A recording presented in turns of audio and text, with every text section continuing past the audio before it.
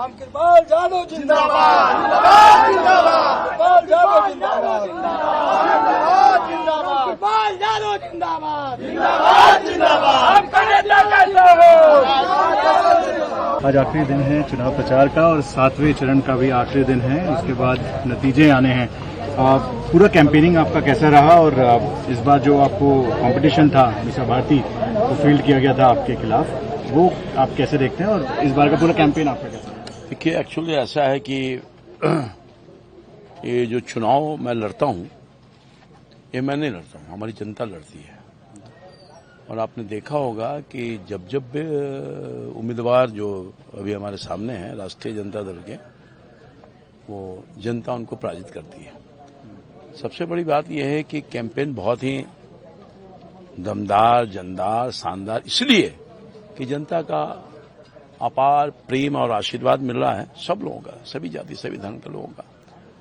और आज अंतिम चरण का अंतिम दौर में आज हम दिहरा जो हमारा मनेर का एक बहुत ऐतिहासिक स्थल है और गंगा के किनारे का जो संगम है, बहुत पवित्र इलाका है। ये सब किसान मजदूर गरीब लोग रहते हैं, तो सब लोगों का आशीर्वाद पहले भी मिला है मुझको यहाँ से और इस बार पूरे मुझे लगता है कि पिछले बार से ज्यादा आशीर्वाद मिल रहा है। कारण ये है कि मैं पूरे 10 साल के दरमियान विकास का काम किया। ये जो सड़क पर आप आ रहे होंगे, सड़क की हालत बहुत खराब थी, आप पूछ सकते हैं यहाँ के लोगों को। तो पहले मैंने प्रधानमंत्री ग्रामीण सड़क योजना के माध्यम से उसको बनवाया।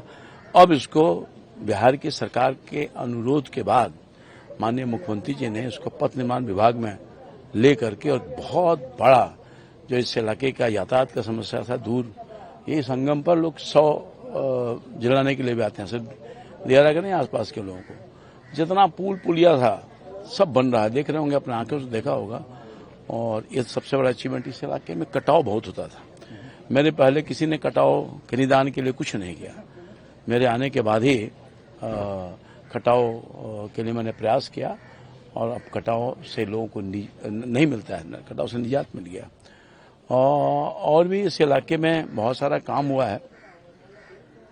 अभी एक बहुत बड़ा हॉस्पिटल का निर्माण भारत की सरकार के सौजन्य से हमने बनवाया है। बिहटा, यहीं पास में बिहटा है, 350 बेडेड हॉस्पिटल। उससे भी लोगों को राहत मिल रही है, दियारा के लोगों को, आम लोगों को राहत मिल रही है।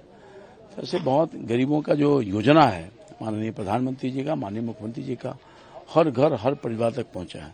चाहे मुफ्त में राशन की व्यवस्था हो, मुफ्त में इलाज की व्यवस्था हो आयुष्मान कार्ड के माध्यम से, या गैस के कनेक्शन हो, घर घर गरीबों के लिए घर बनाने का हो, प्रधानमंत्री आवास योजना के अंतर्गत नली गली हो, ये सब चीजों का कटाव तो मैंने बोला, इसमें बहुत सारी समस्या थी जिसका निदान आज तक नहीं हो पाया था।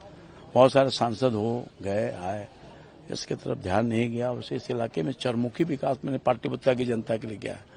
रेल, पुल, बहुत सारा कुछ, पुलिया, बड़ा बड़ा 4 लेन इस इलाके में एक बड़ा काम किया है। राज्य सरकार को मैं धन्यवाद देना चाहता हूं कि मेरे अनुरोध पर ये मैरिन ड्राइव आपने देखा है ना, उसका एक्सटेंशन पर इस इलाके में नहीं था, शेरपुर तक था, मेरे क्षेत्र था और ड्रॉप कर दिया गया था।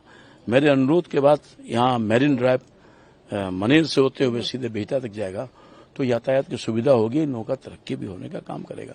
यहाँ एयरपोर्ट में ग्रहण लगा हुआ था, मेरे प्रयास से एयरपोर्ट आया था, जमीन से संबंधित मामला था, बहुत कुछ संबंध, तो मैंने प्रधानमंत्री जी को अनुरोध किया था। तो अब यह तय हो गया कि बिहटा में जो एयरपोर्ट बन रहा था वो बनेगा और अगले 2 महीने में काम में शुरू हो जाएगा। बहुत सारा काम है, लोगों का स्नेह सबसे बड़ी बात यह है। तो विकास तो ही रहा, अनवरत हो रहा है सभी लोगों के लिए।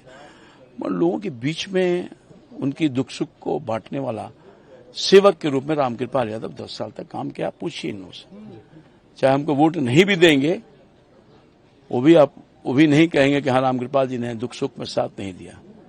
सब लोगों का आशीर्वाद, आंख बंद करके, बिना कोई जाति पार्टी भेदभाव, मैंने पूरी 40 साल के सार्वजनिक जीवन में 10 साल से यहां सेवा कर रहा हूं, कोई एक आदमी का दुख मुसीबत में खड़ा रहता हूं। और मेरे प्रतिपक्ष में जो उम्मीदवार हैं कभी दर्शन नहीं दिया, पूछिए इन लोगों से, कोई बता देगा आपको। 5 गांव का नाम नहीं बता सकता वो, 5 तो अपनी उपलब्धि नहीं बता सकता, जबकि वो सांसद हैं। ये नहीं कि सांसद नहीं है, सांसद लगातार हैं और सांसद अभी 2028 तक रहेंगे। वो हार भी जाएंगे तो 28 तक रहेंगे सांसद। अब पता नहीं क्या भूत सवार है इन लोगों को कि लोकसभा जाना है, अपने इस रामकृपाल यादव जो निष्ठा और ईमानदारी के पूर्वक सेवा करता है उसको हटाना है। पूरी ताकत और क्षमता लगा दिया है। अब बौखला के तो हिंसा पर उतारू हो गए हैं, मारपीट भी कर रहे हैं, हमारे वोटरों को डरा रहे हैं, धमका रहे हैं। हमारे कार्यकर्ताओं को कई जगह पिटाई लगी है। तो ये बौखला गए हैं, हार सुनिश्चित है। क्योंकि घर घर का मैं बेटा हूं, कोई शासक नहीं बना। सुबह से लेकर रात तक कोई एक काम करता हूं तो यही जनता की सेवा करता हूं। तो जब सेवा करेंगे तो निश्चित तौर पर उनका आशीर्वाद मिला है, मिलेगा। और जो मेवा खाया है उसको कहां से सेवा का मौका मिलेगा? जो मेवा ही खाया है, खा रहा है मेवा, खा रहा है मेवा, और चिंता उनको थोड़े है। और ये वोट जो है प्रधानमंत्री चुनने का है। तो राष्ट्रीय जनता दल है, इनके जो लाइफ पार्टनर है, कौन प्रधानमंत्री है पूछ लीजिए, किसको वोट करेगा ये लोग? ये मुखिया के चुनाव थोड़ा ही है। तो इस तरह की बहुत सारी बातें हैं, जिसलिए लोगों ने मन बना दिया है कि हम अपने सेवक को छोड़ेंगे नहीं, अपना आशीर्वाद देंगे। मुझे पूरा भरोसा है। 400 पार की आप बात कर रहे हैं बीजेपी के, और यहाँ पे अभी तेजस्वी यादव भी आने वाले हैं। आज आखिरी दिन है कैंपेन का। उन्होंने कहा कि इंडिया अलायंस अब 300 पार करेगी। उनका दावा एक अलग तरीके से दिखाया जा रहा है। अरे हवा में तीर मारा, उसके पास है ही नहीं भाई, कुछ किया है?